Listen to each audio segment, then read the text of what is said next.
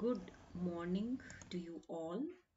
मैं आपको आज ये क्वेश्चंस कराने जा रही हूँ। रिमेनिंग क्वेश्चंस हैं ऑफ दिसंबर 2018 के पेपर 1। ठीक है, तो ये प्रीवियस ईयर का सॉल्व्ड क्वेश्चन पेपर है। मेरी प्लेलिस्ट में देखिएगा, मैंने प्रीवियस ईयर क्वेश्चन पेपर में ही डाला है इसको।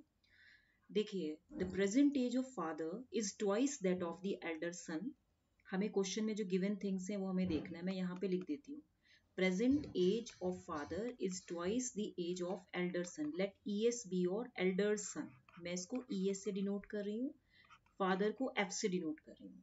10 years hence the age of the father will be 3 times that of the younger son. That means after 10 years, hence का मतलब क्या हुआ कि after 10 years क्या होगा, younger son की भी age 10 साल में बढ़ेगी और फादर की भी बढ़ेगी। तो ये होगा f plus 10 is equal to, it is how much, it is 3 times that of the younger son. तो 3 टाइम्स ऑफ यंगर सन मतलब ys प्लस 10 होगा। अब आप इसको सॉल्व कीजिए, f plus 10 is equal to 3 of ys plus 30। तो f is equal to how much, 3ys minus plus 20 हो गया। ठीक है, अब क्वेश्चन में क्या कह रहा है, find the if the difference in ages of the two sons is 15 years. मतलब कि es minus ys is equal to 15 है। The present age of father is, हमें फादर की प्रेजेंट एज निकालनी है।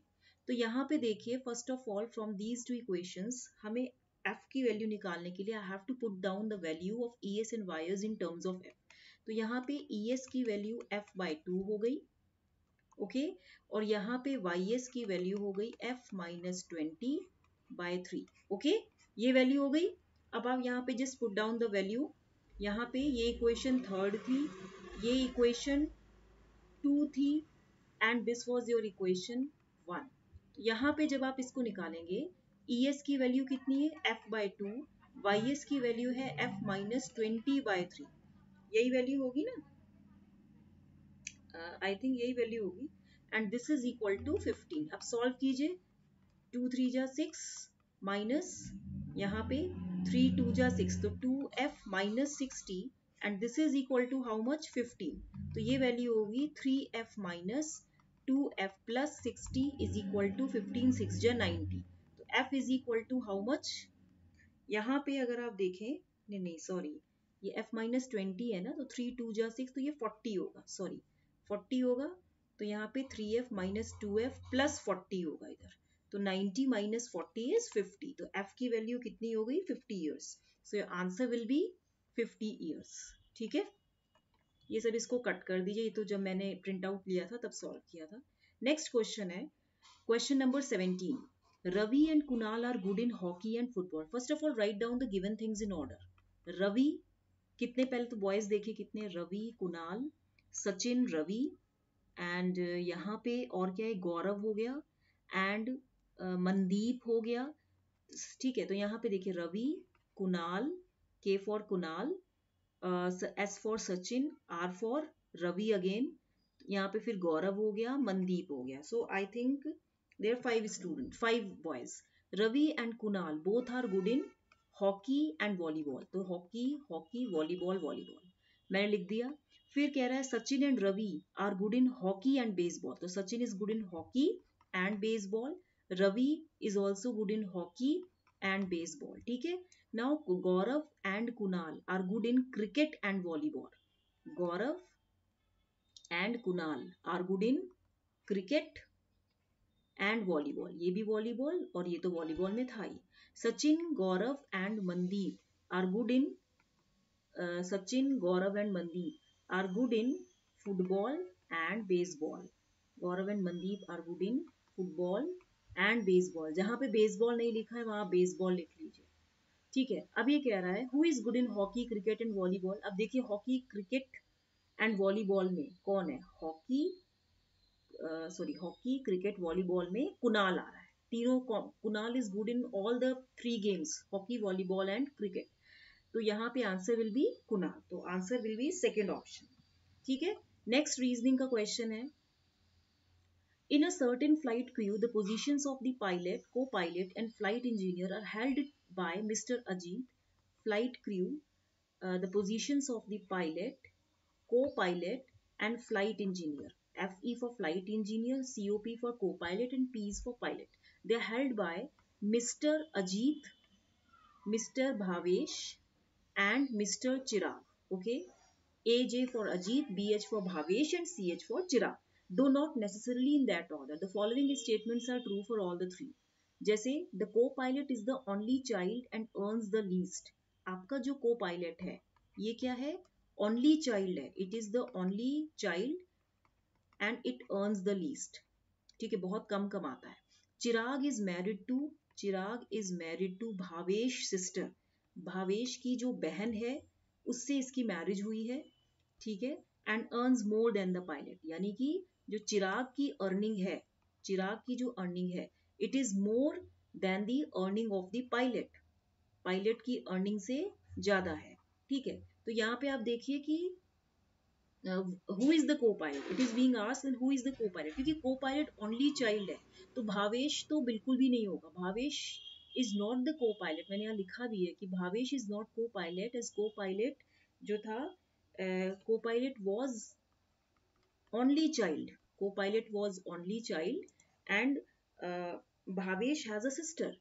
हम भावेश को तो बोल ही नहीं सकते कि भावेश जो है वो को पायलट हो सकता है, क्योंकि को पायलट क्या है? Bhavesh can not be the को पायलट बिकॉज को pilot is the only child and Bhavesh की एक सिस्टर भी है. तो इसलिए भावेश तो आंसर नहीं होगा. ये फर्स्ट ऑप्शन गलत है. फिर चिराग जो है, चिराग भी को पायलट नहीं हो सकता. चिराग कैन ऑल्सो नॉट बी को पायलट. क्यों? Because he earns more than the pilot. ये पायलट से ज्यादा कमाता है, इसीलिए चिराग भी आंसर नहीं है, क्योंकि को पायलट कम कमाता है, ये कंडीशन है. फिर इसमें बोला है आइदर अजीत और चिराग. अब इसमें देखिए ईच मैन जो है, हर एक आदमी जो है, इसके पास हर एक exactly each man has exactly one job. ठीक है, and Ajit is the only person left who can be copilot. Ajit is the only person left who can be copilot. तो answer will be Ajit. Ajit और चिराग नहीं हो सकता. तो very simple question. Next है इन a certain code. आपको देखिए coding दी है. अब इसमें बहुत ही सिंपल आंसर है. देखिए मैं यहाँ पे लिख देती हूँ प्लीडिंग, PLEADING, और इसको कैसे डिनोट किया है, कैसे कोडिंग की गई है? FMHCQMFB. अब आप इसमें देखिए कि हम क्या करेंगे, इसका रिवर्स ऑर्डर देखिए. यहां से अगर मैं देखूं, if I take the black pen और ब्लू पेन, देखिए MNOPQ, ABCDEFGHIJKL, L के बाद M आता है, E के बाद F आता है, A के बाद B आता है. मतलब ये इस ऑर्डर में है. और फिर मैं दूसरा भी ले लेती हूँ, D के बाद ABCD. आप देखिए यहाँ पे हम ये वाला नहीं देखेंगे, इधर से देखेंगे. D के पहले C है, ABCDEFGHI, I के पहले H होता है, N के पहले M होता है, तो M इधर आ गया, एंड G के पहले ABCDEFG, तो यहाँ पे ये F आ गया. ठीक है, तो आप देखिए इसमें कि ये जो है ये आपका रिवर्स ऑर्डर में है. This is in your reverse order. यहाँ पे आपको ये बात ध्यान में रखनी है. तो ये हो गया. अब आप इसमें देखिए यहाँ पे ये जो दिया हुआ है आपको शोल्डर, SHOU, ठीक है, LDER. अब यहाँ पे हमें देखना है कि S के आगे क्या आता है. मैं यहाँ पे लिख देती हूँ T, क्योंकि यहाँ पे फर्स्ट 4 लेटर्स में each letter is moving forward to the previous one. तो S के बाद T आता है, ABCDEFGH, H के बाद I आता है, MNO के बाद P आता है, एंड U के बाद STUV होता है. तो TIPV एक हो गया. TIPV देखिए किस में आ रहा है, यहाँ पे आ रहा है, तो यानी कि ये दोनों तो गलत हो गए. उसके बाद हम यहाँ पे अब चेक करेंगे. L जो है ABCDEFGHIJKL, K, L की प्रीवियस K होता है, ABC, D के पहले C होता है, ABCD, D के पहले E होता है, एंड MNOPQ, Q के R के पहले Q होता है. तो QDC के TIPV. So simple question. तो इसीलिए इसका 3 ऑप्शन. ये आप छोड़ दीजिए. तो जब मैंने प्रिंट आउट निकाला तो 2-3 साल पहले फॉर प्रिपरेशन ऑफ नेट, तो मैंने इसलिए इसमें से किया था. ये एग्जाम मैंने दिया था, इसमें 2-3% से रह गई थी. नेक्स्ट है Aman travelled 300 kilometre by train and 200 kilometre by taxi.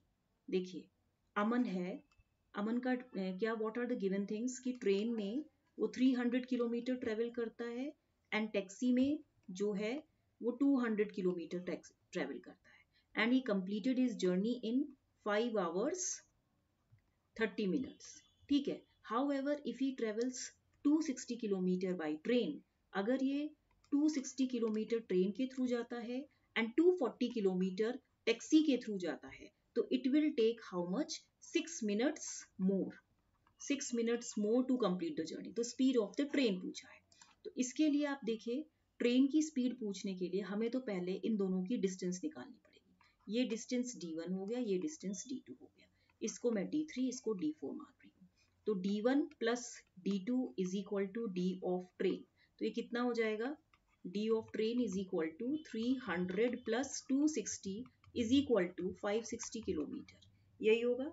उसके बाद आप देखिए यहाँ पे टाइम कितना दिया है t1 5 hours 30 minutes. तो 5 इन 30 बाय 60 तो ये कितना हो जाएगा 11/2 आवर हो जाएगा. और यहाँ पे 6 minutes मोर कह रहा है तो इसका मतलब क्या हुआ कि 11/2 प्लस 6/60 तो ये हो जाएगा आपके पास समथिंग अराउंड 11/2 प्लस 1/10. तो यहाँ पे 10 2 5 जो 10 55.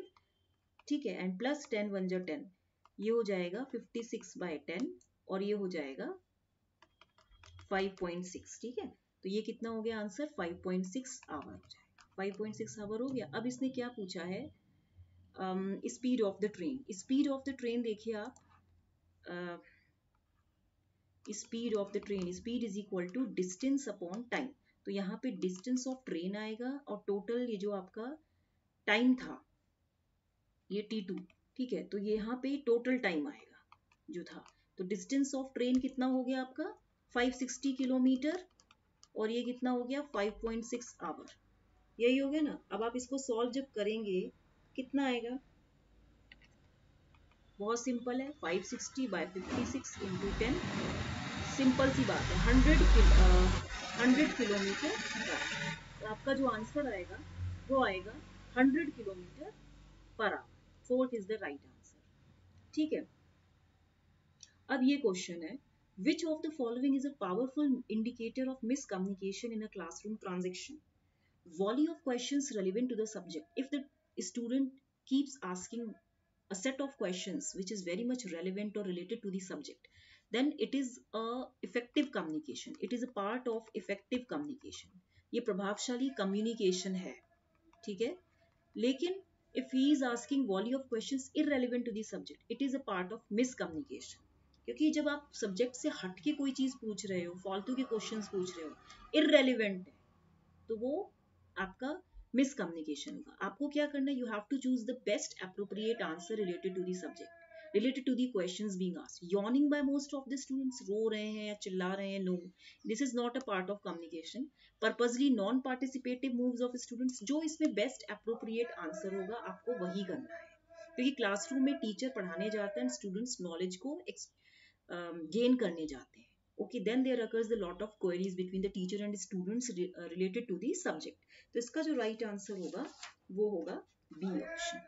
Next question है which is an example of a correct deductive argument. अब deductive argument में लिए मुझे आपको थोड़ा सा deductive बताना पड़ेगा. इसको मैं next class में discuss करूंगी. Till then पहले आप इन questions को देखिए. अच्छा लगे तो comment section में एक feedback दीजिए. How are you enjoying the questions? Till then, please like, share and subscribe. Thank you.